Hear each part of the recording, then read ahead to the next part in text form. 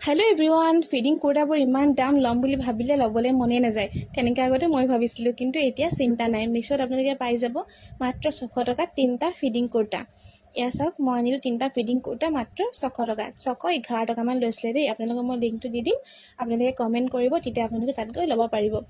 এইটো হৈ গ'ল ফাৰ্ষ্টটো, এইটো হৈ গ'ল ব্লুত হোৱাইট কালাৰ আছে।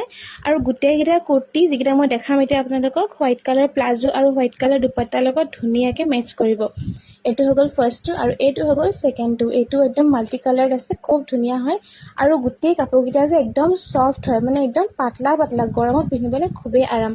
এইটো চাওক, এইটো কালাৰ কেনেকুৱা লাগিছে ক'বচোন দেই। এইটো কালাৰ পিছে মই আগতে পিন্ধা নাছিলোঁ, এইবাৰ ফাৰ্ষ্ট টাইম পিন্ধিছোঁ। পিন্ধিবলৈ কিন্তু আটাইকেইটা কুৰ্তি খুবেই আৰামদায়ক আৰু একদম ধুনীয়া, মানে লুজ ফিটিং হয়, সেইটো কাৰণেও ভাল লাগিছে।